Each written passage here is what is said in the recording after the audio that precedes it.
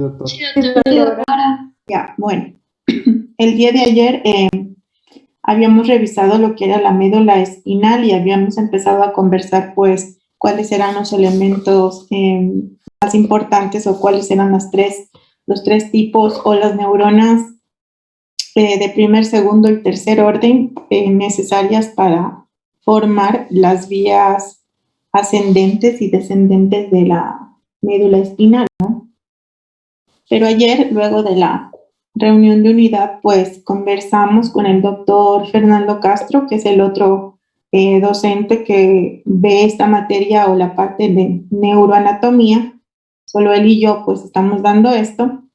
Y conversamos respecto al avance y pues me sugirió que dejemos la parte de la médula hasta ahí, hasta donde revisamos ayer, para continuar con el resto. Ahora vamos a hablar sobre el bulbo raquídeo, sobre la anatomía del bulbo raquídeo, ver el bulbo raquídeo, la médula oblongada, el puente, el mesencéfalo, luego revisar todos los elementos del prosencéfalo, que sería la corteza cerebral. Y una vez que revisemos anatómicamente esto, nos devolvemos a esa parte de las vías de conexión córtico espinal y espinocortical y las demás fibras o vías de comunicación, con la finalidad de que ustedes pues una vez que conozcan la anatomía de todos estos sitios que nos falta revisar, sea para ustedes mucho más fácil entender luego sí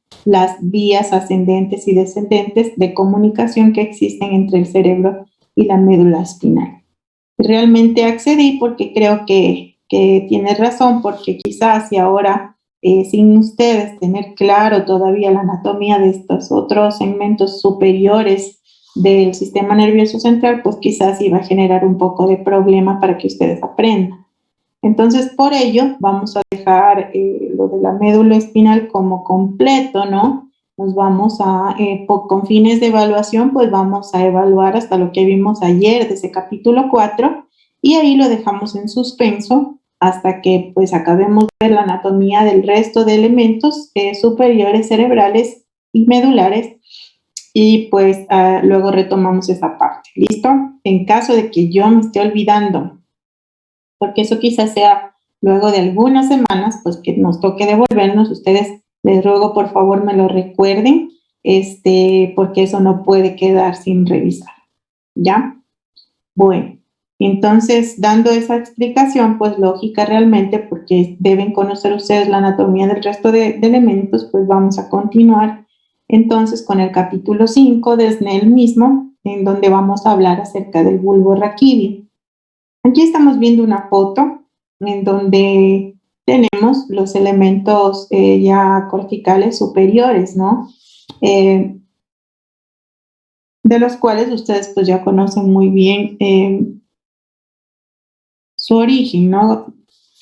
El cerebro o la corteza cerebral se desarrolla embrionariamente de qué segmento, ¿cómo se llamaba?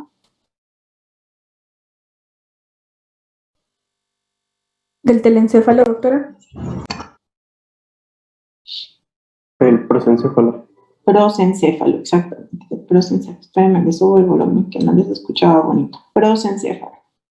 La médula oblongada y este bulbo raquídeo, ¿de dónde procede?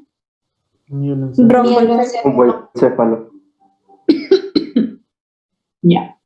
Bueno, entonces, bueno, así macroscópicamente ustedes ya van viendo la organización de cómo se forman las estructuras, ¿no? Aquí tenemos a la médula espinal, de la cual ya conversamos y vimos toda su estructura, tanto externa como interna. Ahora vamos a ver lo que sigue hacia arriba, ¿no? Que es el bulbo raquídeo, que es esta estructura de aquí. Y luego, pues, una vez que veamos el bulbo raquídeo, que está compuesto por 3 partes, que a seguir de la médula espinal se continúa con la médula oblongada, luego con una estructura que se llama puente y luego está el mesencéfalo. Esas 3 estructuras forman el famoso bulbo raquídeo y luego de eso pues ya vamos a ver la corteza cerebral y el cerebelo también. Bueno, ahí en este capítulo 5, pues yo los invito a ustedes a que hagan una revisión desde el inicio, realmente léanlo para que refresquen todo lo que es la parte ósea, no osteológica, ósea de la cabeza o la calota craneana. Básicamente yo en esta parte pues no repito porque la primera parte que les invito a ustedes a que lo lean, solo para que refresquen la memoria, porque eso ya ustedes lo aprendieron muy bien en la primera parte de del ciclo anterior o en la segunda, no sé cómo habrán visto, pero ya ustedes aprobaron la parte de osteomuscular. Entonces ustedes ya conocen cuáles son los huesos del cráneo, de la cara, qué estructuras pasan por ahí, etcétera, etcétera, etcétera. Lo único que, bueno, pues lo he puesto aquí en pantalla es al hueso esfenoides por la complejidad que a veces él tiene para explicar algunas estructuras y sobre todo, más que nada, asociar o recordarles qué elementos importantes pasan a través de este hueso. Entonces, uno de ellos pues, es el famoso canal óptico, ¿no? El canal óptico que permite el paso del nervio óptico, que es el segundo par craneal que tenemos los seres humanos. Y además, pues por este canal óptico también va a pasar la arteria oftálmica, que eso ustedes ya van a aprender en la siguiente parte de este ciclo. Existe pues aquí en este hueso esfenoides también una hendidura orbitaria superior en donde ustedes van a encontrar el paso por ahí de los nervios lacrimal, del nervio frontal, del nervio troclear, que es el cuarto par craneal, del óculo motor, que es el tercer par craneal, o motor ocular común, como le quieran decir, el nervio nasociliar y el nervio abducens, que el par craneal abducens, que es el sexto par craneal, y también la vena oftálmica superior. Acá vamos a tener también al famoso agujero redondo en este hueso, en donde va a permitir el paso, ¿no es cierto?, del nervio maxilar, el agujero oval, el agujero oval que también va a permitir, en cambio, el paso del nervio mandibular, y el agujero espinoso que va a permitir el paso de la arteria meningia media arriba hacia el encéfalo, el agujero rasgado que está en la porción petrosa y está lleno de cartílago. Aquí también está el conducto carotidio, medio lateral a ese agujero rasgado, en donde va a impresionar o va a caminar por ahí el nervio trigémino. Aquí tenemos el conducto óptico por donde pasa el nervio, el segundo par craneal. ¿Qué más podemos? El agujero redondo, el agujero oval, en la vista posterior en la vista anterior en esta foto se ve mucho mejor. Bueno, esto de las láminas, esto ya saben ustedes, ya creo. Bueno, es importante que también recuerden pues que anterior al peñasco, ¿no? Porque acuérdense que el esfenoide se articula a los lados también con el hueso temporal.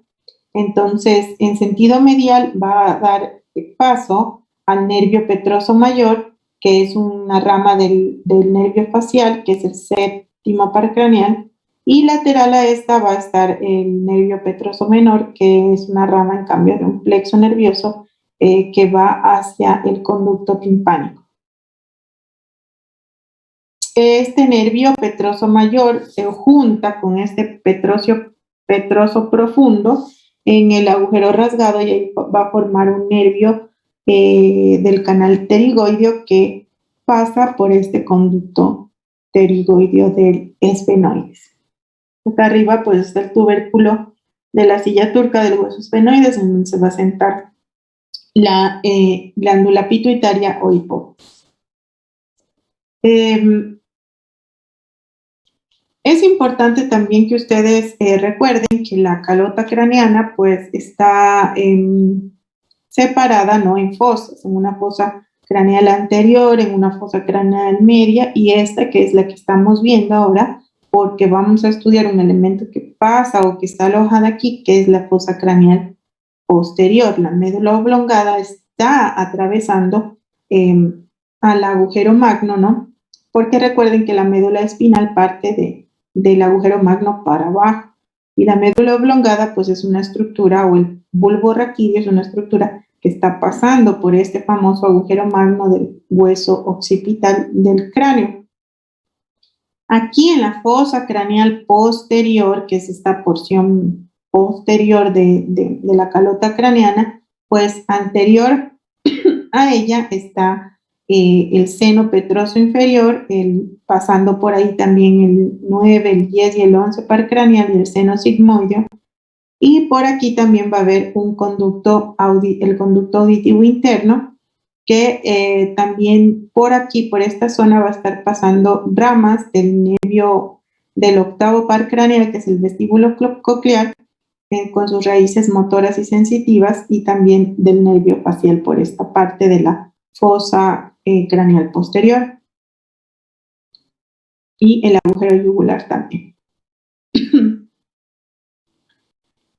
Aquí en esta tabla que ustedes tienen en su libro, pues hace un resumen más o menos de qué elementos están dentro de las fosas, de las distintas fosas craneales. Cuando ustedes revisen, pues esa parte que yo la omití porque se supone que ustedes ya la saben, ahora solo voy a hacer un poco de alusión a la fosa craneal posterior porque me interesa que ustedes recuerden que pues por aquí van a pasar las estructuras de las cuales vamos a hablar. Entonces, a través del agujero magno, como les decía, en esta fosa craneal posterior, pues vamos a encontrar el agujero magno, el conducto del nervio hipogloso, que es el 12º par craneal, el agujero yugular y el conducto auditivo interno. Entonces, ¿qué huesos del cráneo están? El agujero magno está en el occipital, el conducto también, el agujero yugular está entre la porción petrosa del temporal y la parte del cóndilo del occipital, que nos podemos tocar nosotros fácilmente en la parte posterior de nuestra cabeza. Y el conducto auditivo interno, pues también esta parte, pues atraviesa una porción de la parte petrosa del temporal. Entonces, por el agujero magno que va a pasar, pues la médula oblongada, la porción espinal del nervio accesorio y las arterias vertebrales derecha e izquierda, que son ramas de la subclavia que salen de cada una de las subclavias derecha e izquierda y ascienden por el agujero magno hacia el cerebro, porque recuerden que las arterias vertebrales forman parte del famoso polígono de Willis, que es como la estructura vascular que está irrigando a el encéfalo. A través del conducto hipogloso del occipital va a pasar el nervio hipogloso, obviamente que como les dije es el 12º par craneal. El agujero yugular va a permitir el paso de los nervios glosofaringeo, que es el 9 par craneal, el vago es el 10 y el accesorio es el 11. El seno sigmoideo y la vena yugular interna, obviamente por eso se llama agujero yugular. Y el conducto auditivo interno va a permitir que por ahí pase la porción vestibular y coclear del octavo par craneal, que es el vestíbulo coclear, perdón, y el 7º par craneal, que es el nervio facial. Bien, entonces, aquí tenemos a nuestra famosa médula espinal alojada en su canal, que ya habíamos conversado ayer bastante de esto. Aquí tenemos el agujero magno, y aquí tenemos a la primera vértebra cervical, ¿no?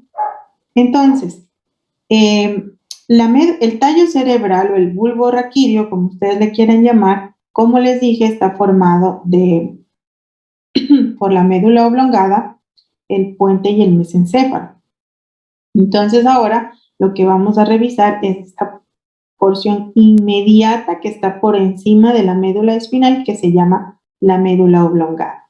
El tallo cerebral, todo esto, o bulbo raquídeo, como le quieran decir, es sinónimo, ¿no? Tiene funciones.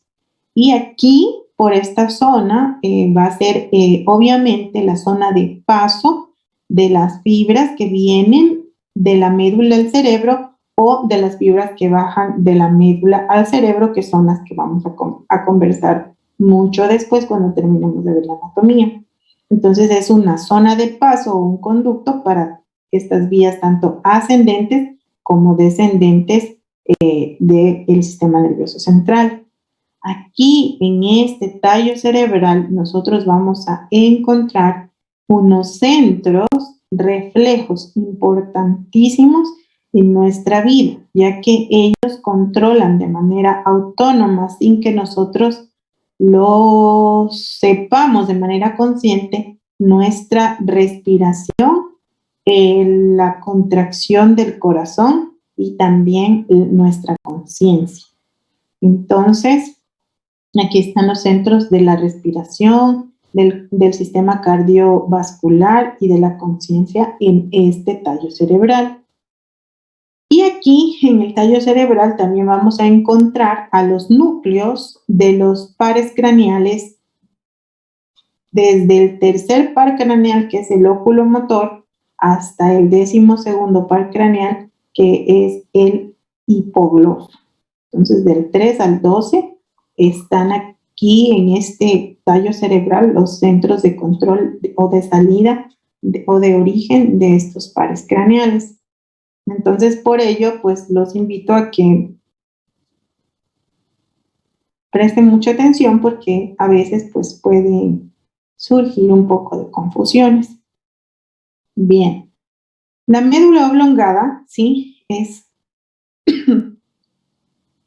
La médula oblongada básicamente va a conectar, miren, aquí tenemos desde aquí hasta acá, que sería como la médula espinal para abajo, es la médula oblongada, ¿sí? La médula oblongada conecta, ¿no es cierto?, a la siguiente estructura que sigue de ella para arriba, que es el puente, y a la siguiente estructura que está por debajo de ella, que es la médula espinal. Entonces, técnicamente, esta médula oblongada conecta el puente con la médula espinal. La médula oblongada va a encontrarse anatómicamente, o la unión de la médula espinal con la médula oblongada va a darse o a determinarse por el origen de las raíces anterior y posterior del primer nervio espinal. Es decir, vamos a ver.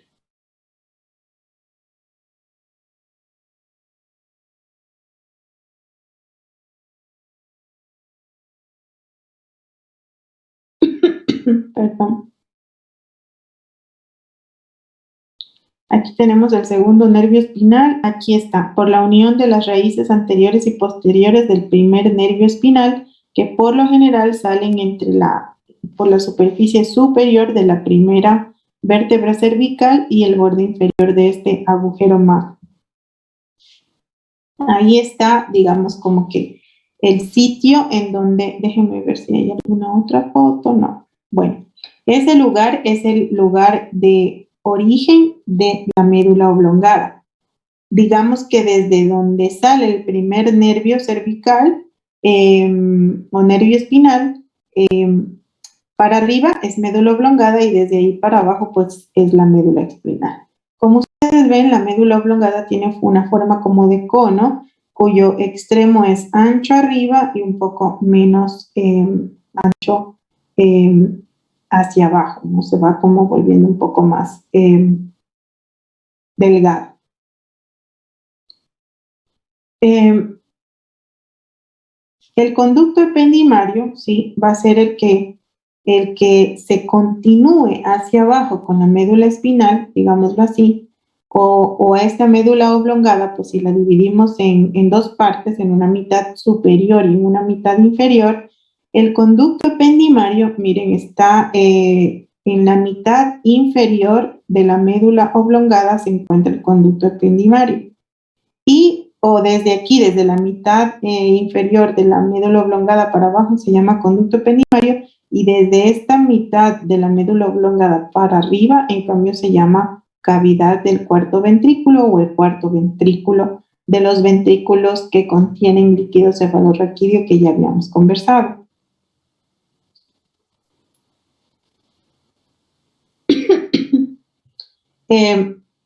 La médula oblongada, anatómicamente, macroscópicamente, pues aquí en la parte anterior tiene este surco, ¿no? O esta fisura que se llama fisura media anterior. Si ustedes notan que a cada lado de esta fisura hay como estas prominencias o tumefacciones, esta y esta, que son las famosas pirámides, ¿sí?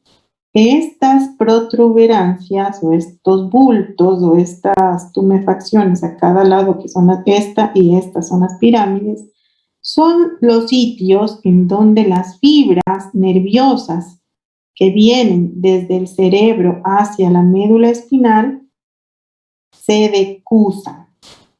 Yo les había contado ayer que pues un estímulo viaja, ¿no es cierto?, en sentido ascendente hacia el cerebro, hacia un área específica, ya sea motora o sensitiva, y que luego debe bajar, ¿no es cierto?, hacia la médula espinal.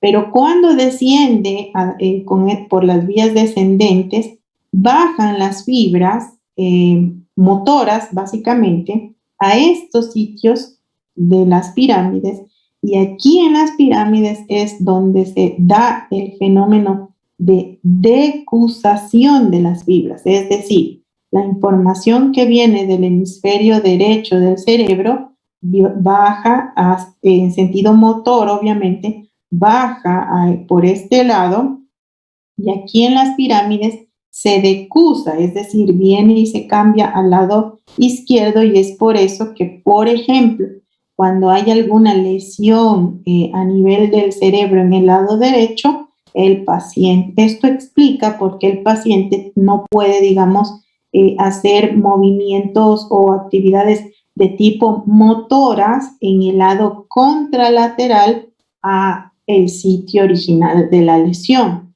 ¿sí? Estos abultamientos que están al lado de la fisura media anterior son las famosas pirámides, y aquí es donde se decusan las fibras o se llama el sitio de la decusación de las pirámides. Por lo general, como les digo aquí, la mayoría de decusación de fibras que se decusan y forman, de hecho, estas pirámides, pues, son de tipo motor, ¿ya? Aquí están las fibras, existen las fibras arcuatas externas anteriores, pueden haber también aquí dentro, pocas fibras pueden emerger de aquí de la fisura media anterior, por encima de este sitio de la decusación de las pirámides, que se dirigen en sentido lateral sobre la médula oblongada, ¿sí? Y forman como estas fibras que les digo, las fibras arcuatas externas. Déjenme ver si las podemos ver en otra foto. Creo que en otra foto estaban, ya les muestro en lo que vaya avanzando. Pero bueno, aquí estas pirámides pues están formadas, repito, por las fibras que bajan motoras desde el cerebro hacia la médula espinal, y aquí en este sitio inferior es donde se da el fenómeno de la decusación de las pirámides, o se decusan las fibras de las pirámides, y por ello eso explica, repito, que lesiones derechas en el cerebro afecten a la mitad izquierda del cuerpo, o al revés, si hay alguna lesión izquierda en el cerebro, se ve afectada la mitad derecha del cuerpo. Ya, estas fibras que les había comentado, las arcuatas externas anteriores, esas fibras pues son fibras que pueden estar por aquí encima de la decusación, pero que estas, como se dirigen en sentido lateral, ellas van a ir a entrar al cerebelo que está, si ustedes ven aquí en la primera foto que les puse, el cerebelo pues es el vecino de aquí, del bulbo raquídeo, del tallo cerebral, y sobre todo de la médula oblongada. Entonces esas fibras arcuatas externas pues van a coger camino porque están a los lados de la decusación, por encima de donde se decusan las pirámides, pero a los lados de las pirámides y por ello cogen camino hacia acá, hacia el cerebelo.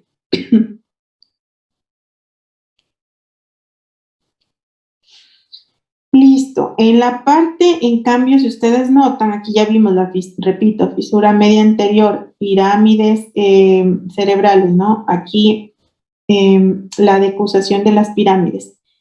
A los lados y hacia atrás o posterior, por eso dice póstero, en sentido posterior y lateral a estas pirámides, se encuentran los núcleos de la oliva. Este abultamiento de aquí y este de acá son los famosos núcleos de la oliva o las olivas, o también en donde se encuentran los núcleos olivares inferiores.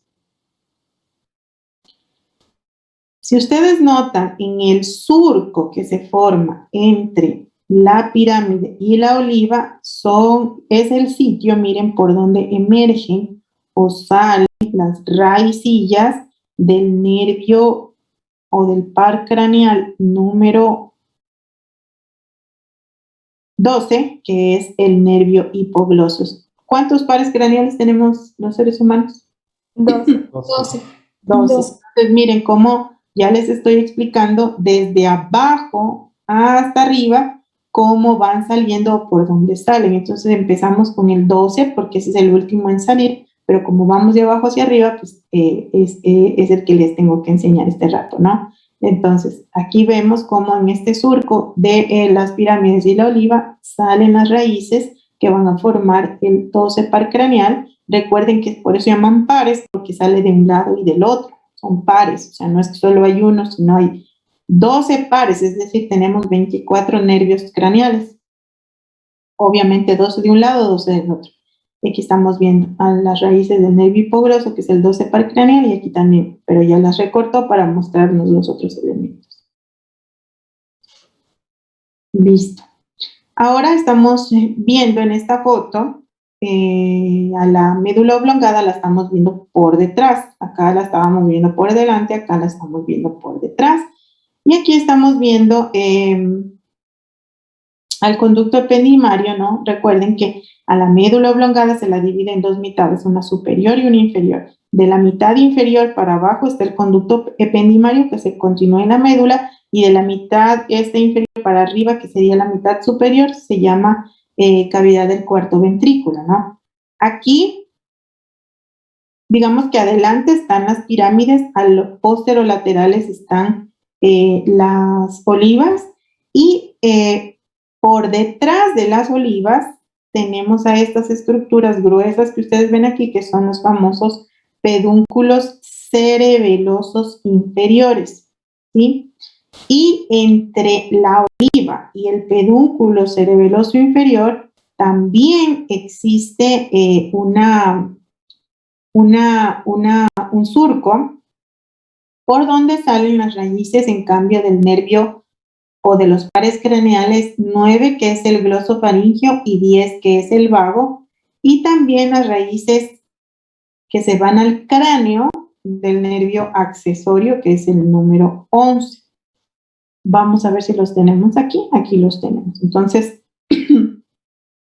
no se ve muy bien, pero obviamente ustedes ya saben que aquí está la oliva y que para atrás está el pedúnculo cerebeloso, ¿no? Y que en el surco del pedúnculo cerebeloso con la oliva están las raíces del nervio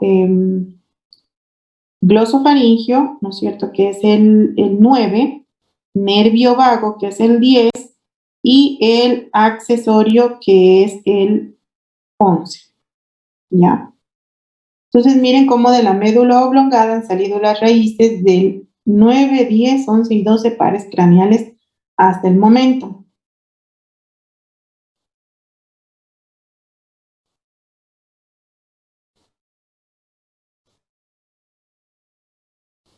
Ahora, como les contaba, pues en la parte posterior de la médula oblongada, en la porción superior, está la parte inferior de lo que es el cuarto ventrículo, ¿no? Que ya sabemos nosotros, y ahí encontramos el piso. Este de aquí es como el piso del cuarto ventrículo que lo estamos viendo obviamente externamente. Si hacemos una sección así coronal y abrimos, pues aquí adentro va a haber una cavidad que es el cuarto ventrículo, ¿ya? Entonces aquí justamente en esta mitad superior o en la parte posterior, pero de la mitad superior de la médula oblongada, como estamos viendo, está el piso del cuarto ventrículo. Ustedes saben que pues en la mitad, como ustedes ven esta de aquí, esta línea de aquí, pues en la médula oblongada, ¿no es cierto?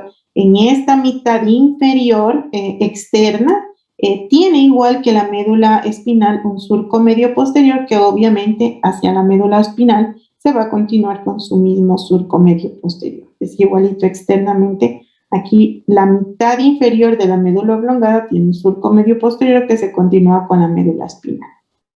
A cada lado, en cambio de este surco medio posterior, tenemos estos abultamientos o tumefacciones que se llaman los famosos tubérculos grácil, este y este, que contienen aquí un núcleo, que es el núcleo grácil. Al lado del tubérculo grácil tenemos o lateral al tubérculo grácil está el tubérculo cuneiforme, ¿sí? De lado y lado. Grácil, cuneiforme. Y obviamente si el tubérculo grácil contiene al núcleo grácil, el tubérculo cuneiforme contiene al núcleo cuneiforme. Esa es la estructura o la apariencia externa de la médula oblongada. Ahora la vamos a conocer por dentro. ¿Qué hay por dentro de la médula oblongada? Entonces, ya ustedes tienen como en su mente bien establecida la forma o la apariencia de la médula espinal, ¿no es cierto? Con su sustancia gris en forma de H, de diferentes formas, de acuerdo al nivel medular en el que estemos, y a la sustancia blanca alrededor. En cambio, en la médula oblongada, que estamos ya acá arriba, pues la sustancia blanca y la sustancia gris, acá como que se reordena, o sea, no la vamos a ver tanto así como en H, como la vemos acá en la médula espinal. Miren, esto ya es médula espinal, ¿no es cierto? No se la ve así en la médula oblongada, sino que sí está presente, obviamente, sustancia gris y sustancia blanca, porque es necesario que esté presente, pero la tenemos de manera reordenada. Y esto se da, déjenme ver si tengo la foto. No tengo la foto. No tengo la foto. Pero bueno, esta manera o esta reestructura de la sustancia gris y blanca en la médula oblongada se da porque cuando estamos en el periodo embrionario, el tubo neural se expande hacia la región cefálica y forma pues la famosa vesícula rombencefálica. Y como hay el crecimiento del cuarto ventrículo, eso hace que pues la posición de la sustancia blanca al formar las placas alar y basal se altere. Entonces por ello es diferente pues la estructura o la ubicación de la sustancia gris y blanca en la médula oblongada, cosa que no es así pues en la médula espinal, porque ya vimos que las placas alares pues eran las que formaban, pues estaban en la parte posterior, ¿no es cierto?, que formaban la porción sensitiva, y las basales estaban en sentido anterior y que estaban unidas pues así por una sustancia gris, ¿cómo se llamaba esta?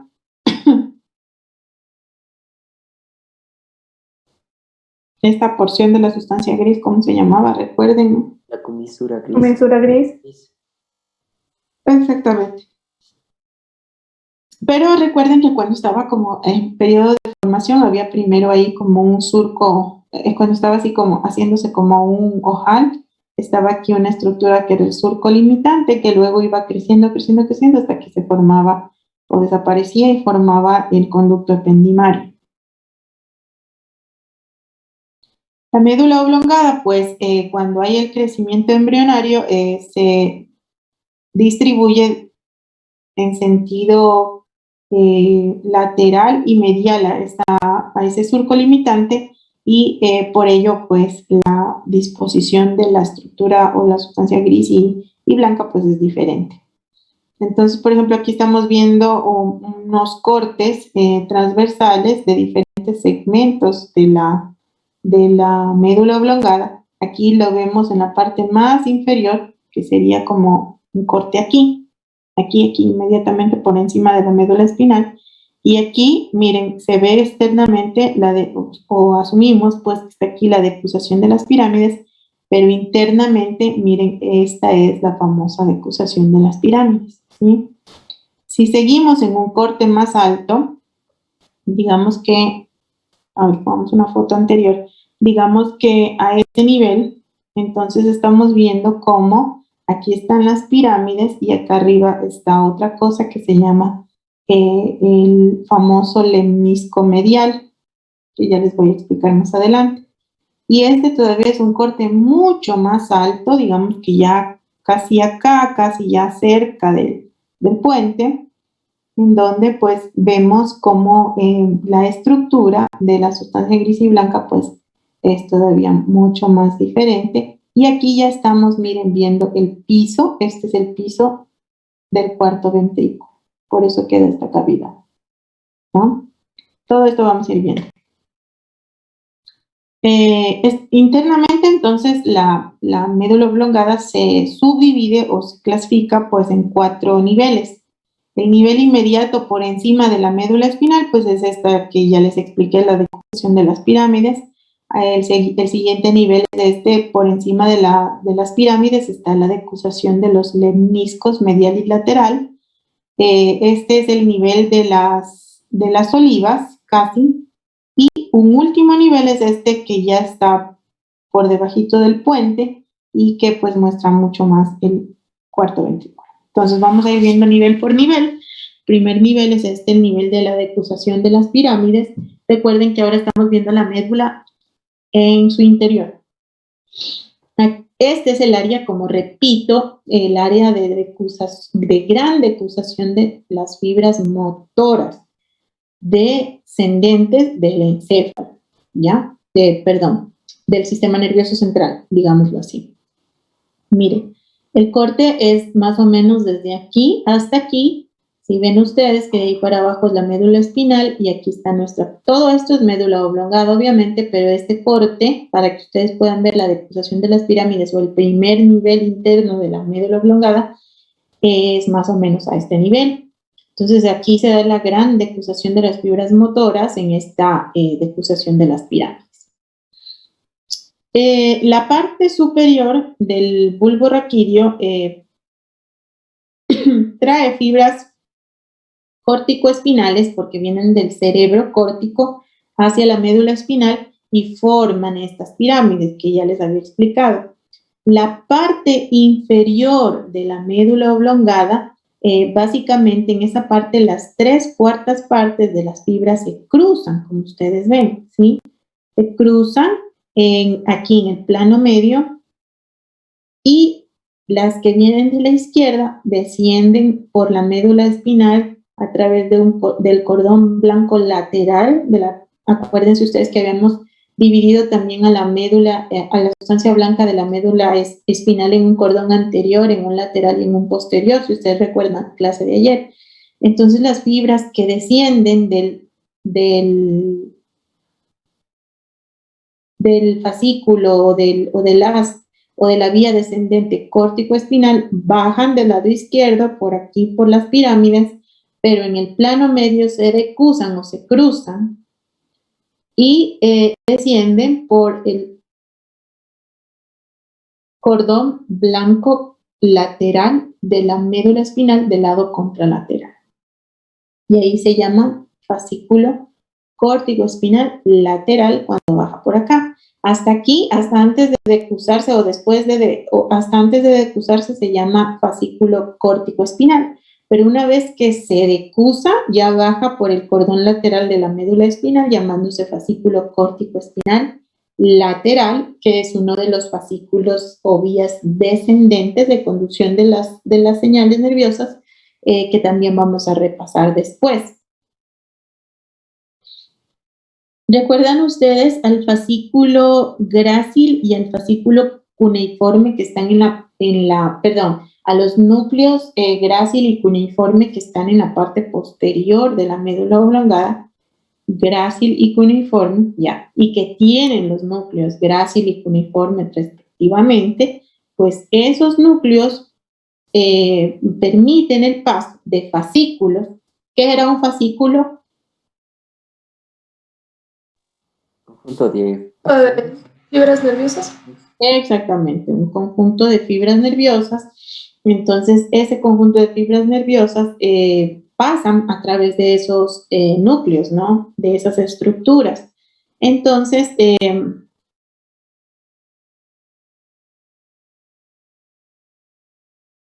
cambio, en este fascículo grácil y en este cuneiforme, en el grácil, perdón, y en el cuneiforme, que está acá, este es el núcleo grácil y el núcleo cuneiforme, allá van a ascender en la parte las fibras hacia la parte posterior de la sustancia gris central de este bulbo raquídeo. Básicamente estos núcleos que tenemos en estas áreas, el grácil y el cuneiforme, son como extensiones de la sustancia gris central que tiene que haber aquí en la médula oblongada, solo que no está como tal en H, sino que la tenemos en forma del núcleo grácil y cuneiforme, ¿ya? Son como extensiones de ella. Si ustedes se acuerdan ayer de los núcleos de las astas posteriores y de la médula espinal, ustedes recordarán a la sustancia gelatinosa.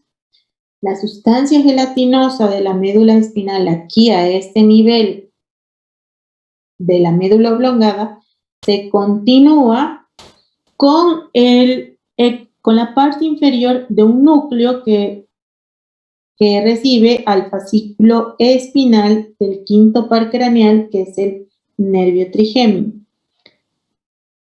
que está más o menos por aquí, ¿sí?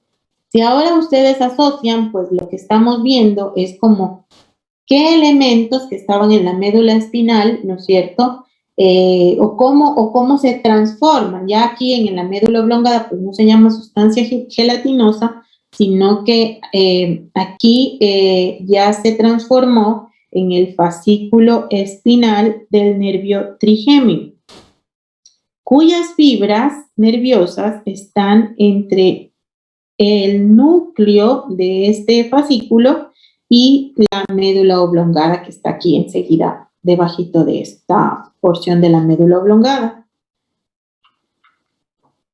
Aquí, por ejemplo, tenemos otra fotito en donde podemos mirar con microfotografía electrónica a la médula oblongada, ¿sí? Y estamos viendo al núcleo grácil, ¿no es cierto? Y el cuneiforme, que ya les había dicho, y miren cómo, si digamos lo viéramos un poco parecido a la médula espinal, como veíamos la disposición de la sustancia gris, vemos cómo ellos son como la proyección de esa sustancia gris acá en la médula oblongada, el núcleo cuneiforme y el grácil. Y de la sustancia gelatinosa, acá el fascículo espinal del nervio trigémino, que es lo que... y aquí estamos viendo un poco del fascículo córtico espinal lateral que proviene de la decusación de las pirámides. Aquí está la decusación de las pirámides también. Y esta es como la sustancia gris anterior, pero si ustedes notan, pues ya no tiene como la forma de H, sino acá estamos como un poco desorganizado, no desorganizado, sino las sustancias están reorganizadas. Bueno, por encima, o digamos que la mitad inferior de la médula oblongada también contiene a la decusación de este otro elemento que es el lemnisco, la decusación de los lemniscos, que en cambio están por encima de las pirámides, ¿sí? Encima de la decusación de las pirámides. En cambio, decusación de los lemniscos es, en cambio, la gran decusación de fibras no motoras, como se da en una pirámide, sino sensitivas, ¿sí? Se ubica más o menos en sentido anterior esta decusación de los lemniscos, que son fibras sensitivas, a la sustancia gris central y posterior, como ven, a las pirámides. Si aquí tenemos el conducto ependimario, si ustedes, aquí sigue el conducto ependimario, como ustedes saben. ¿Por qué digo mitad inferior? Repito, porque a la médula oblongada la dividimos en dos mitades, mitad superior, mitad inferior. En la mitad inferior vimos que está la decusación de las pirámides, ¿no es cierto? Y también en la mitad inferior, pero encima de la decusación de las pirámides, tenemos a la decusación de los lemniscos. No olvidar que la decusación de las pirámides es el sitio donde se decusan las fibras motoras, y acá en los lemniscos se decusan las fibras sensitivas.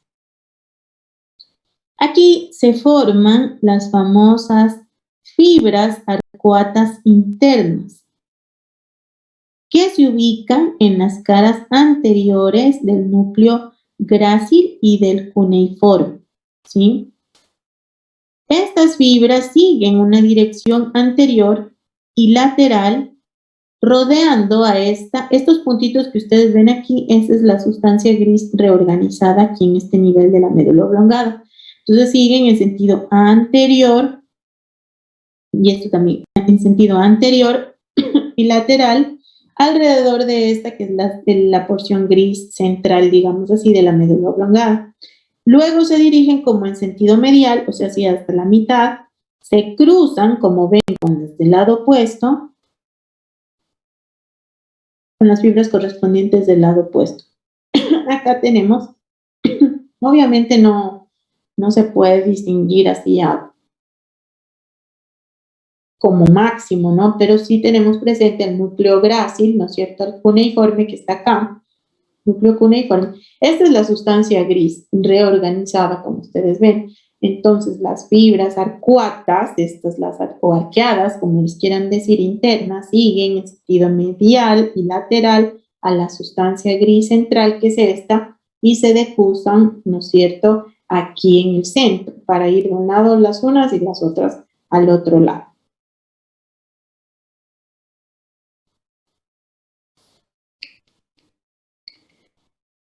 Bueno, entonces estas fibras arcuatas internas o arqueadas internas, como ustedes les quieran decir, estos fascículos, estas fibras, perdón,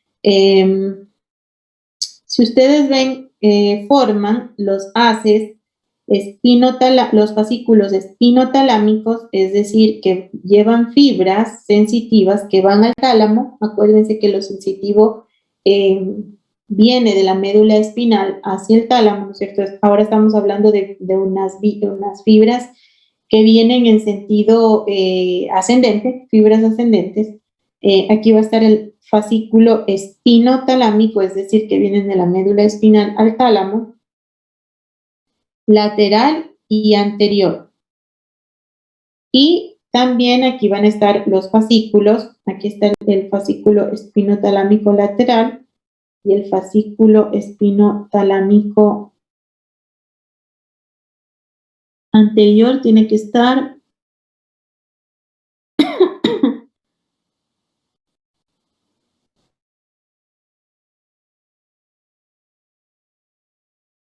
veamos si le encuentran otra foto mejor para que ustedes no se me confundan.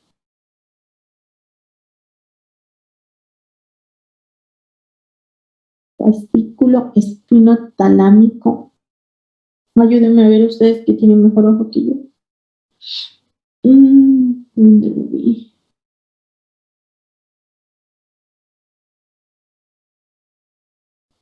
No lo vamos a ver porque estamos yendo para arriba.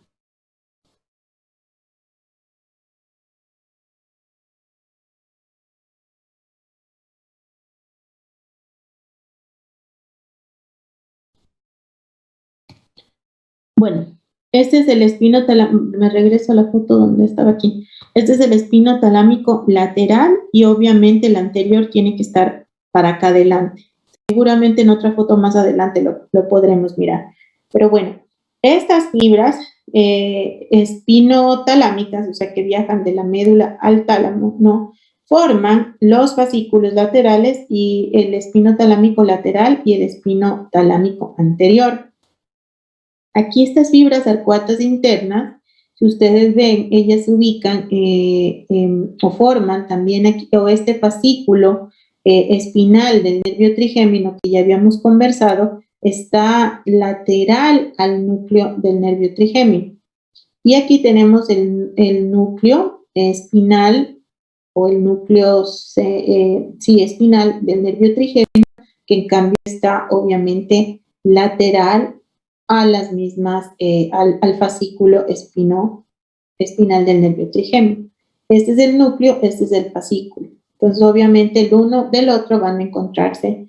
El fascículo está lateral al núcleo y el núcleo está al lado o lateral de las fibras arcuatas, ¿no? De las fibras arqueadas internas.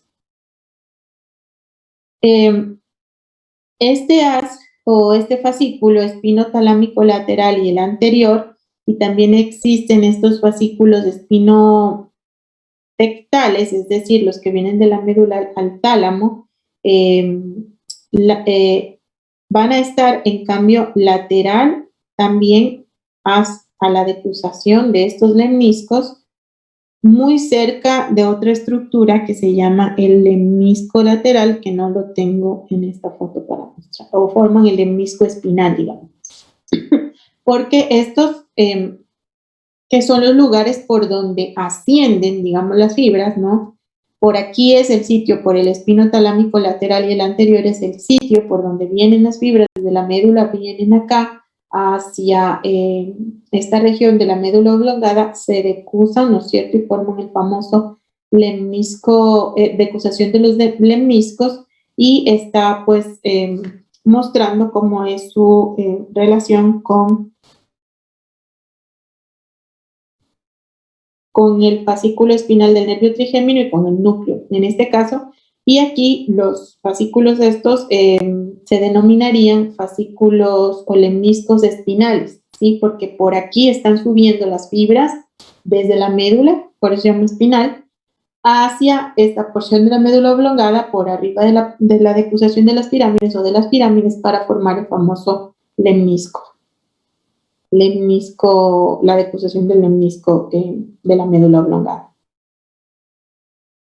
Aquí también, en esta porción de la médula oblongada, vamos a encontrar fascículos, el espino cerebeloso, el vestíbulo espinal y también el rubro espinal, que están como situados en la porción anterior y lateral. Aquí está el espino cerebeloso, posterior y anterior, el vestíbulo espinal, que está más o menos en esta zona, y el rubro espinal también, que sería el segmento anterior, pero lateral, de la médula oblongada. El siguiente nivel es el nivel de las olivas.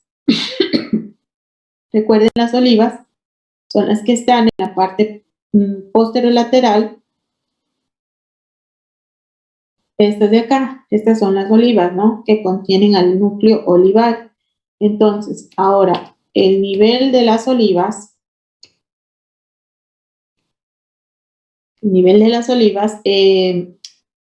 tiene mucha relación con esto, que es el piso del cuarto ventrículo, o la parte inferior del cuarto ventrículo, que es lo que estamos viendo al nivel de las olivas en la médula oblongada.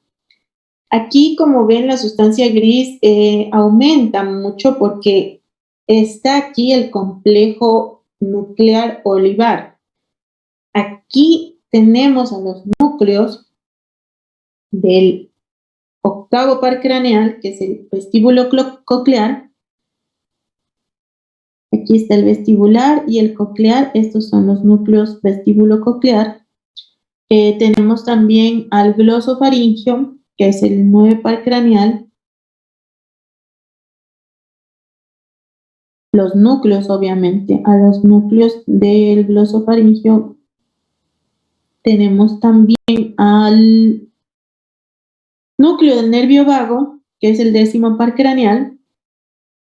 Aquí está el núcleo del nervio vago, ¿sí? Tenemos al núcleo del accesorio, que es el 7 par craneal, y del hipogloso, que es el 12 par craneal, perdón. El 12º par craneal. Entonces, aquí está el núcleo del hipogloso, el núcleo del vago, el núcleo del vestíbulo y de la cóclea, el vestíbulo coclear. El accesorio no lo encuentro, pero está también en esta zona, que aquí está, el núcleo del accesorio, y del hipogloso me falta encontrarlo, que ya lo voy a encontrar. Aquí. Entonces aquí tenemos vago, hipogloso, vestíbulo coclear,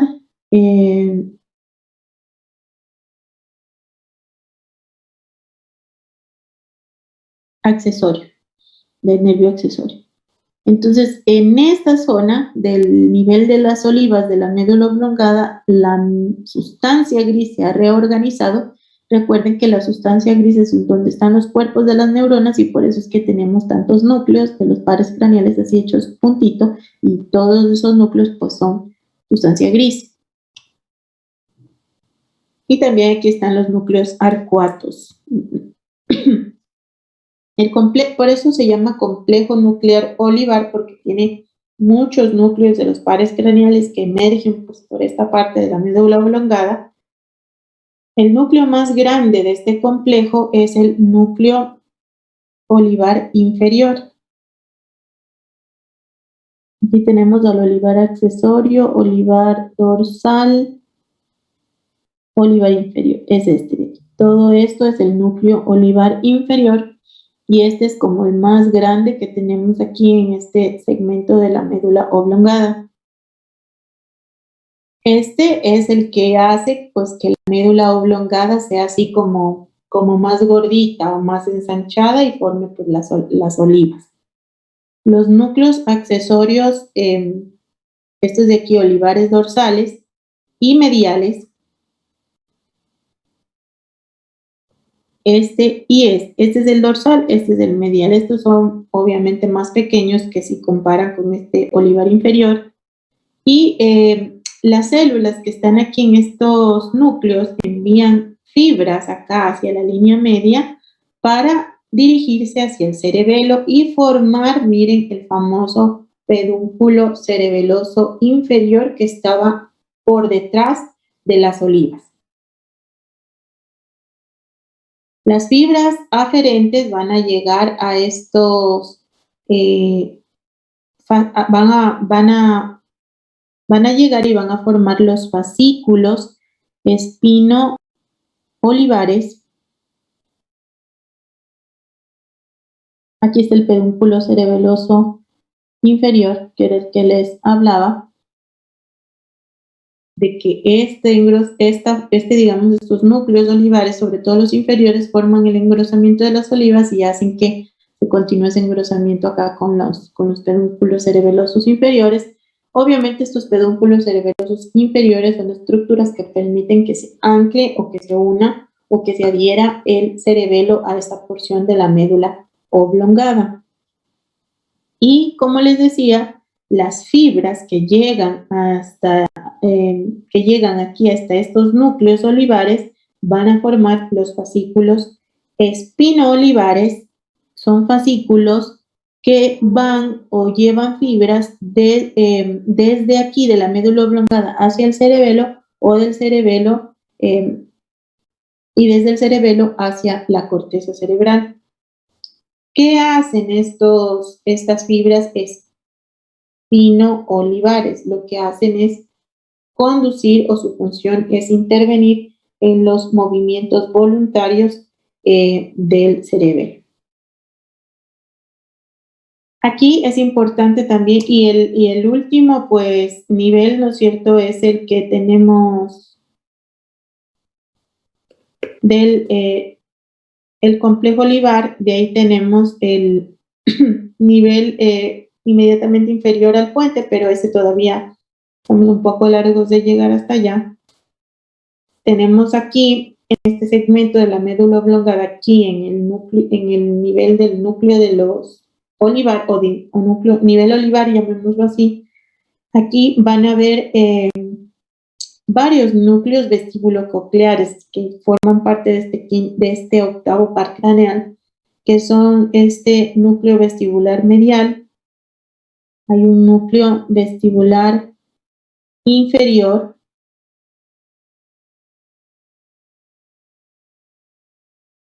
que es el núcleo vestibular lateral. Este es el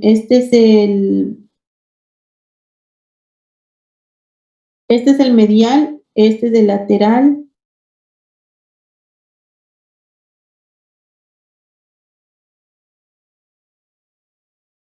Hay un núcleo vestibular inferior, no lo veo aquí en esta foto, y hay un núcleo vestibular superior y lateral también. Entonces, medial, lateral, superior e inferior.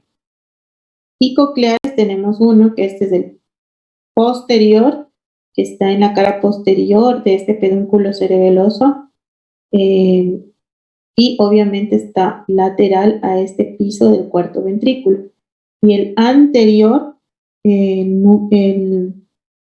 es este de acá, en cambio está, como ven, en la cara anterior y lateral de este pedúnculo cerebeloso inferior. Entonces, estos núcleos vestíbulo-cocleares también son muy importantes en este nivel de las olivas, aquí en la médula oblongada. Pirámides nuevamente, aquí están los núcleos arcuatos, aquí tenemos la sustancia gris reorganizada, núcleo olivar inferior, recuerden el más grande, el dorsal y el medial, pedúnculos cerebelosos inferiores, ¿no? Aquí tenemos al núcleo vestibular lateral, que no lo hemos podido ver, el medial, el coclear anterior y el coclear posterior. Los núcleos de los nervios hipogloso vago. ¿Qué más podemos aprovechar? Aquí está el piso del cuarto ventrículo, esta es la cavidad del cuarto ventrículo, el núcleo vestibular medial, de ese ya hablamos, y aquí está el fascículo, o se ve, digamos, en este corte, el fascículo espinotalámico lateral. Acá en una microfotografía, ven, aquí sí se puede apreciar, miren el núcleo. ¿Cuál es el núcleo olivar de aquí?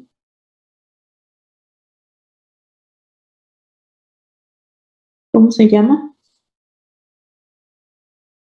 El núcleo olivar inferior. Inferior, exactamente, del más grandote, parece una serpiente. Entonces acá va a estar el medial y acá arriba va a estar el dorsal. ¿Qué más podemos apreciar aquí? Pues bueno, que la foto nos muestra bueno, en esta área como el núcleo del vago, del hipogloso, ¿no? Aquí el piso del cuarto ventrículo, esto sería la cavidad del cuarto ventrículo. Por aquí tenemos el nervio vestíbulo coclear, ¿no? Que sale ya de la unión de esos cuatro complejos, tanto vestibular como coclear, básicamente. Yo creo que dejemos hasta aquí para luego hablar del núcleo ambiguo y la sustancia gris dorsal, que ya es otro cuento y del lemnisco medial, que ya es otra conversación. ¿Tienen alguna pregunta hasta aquí?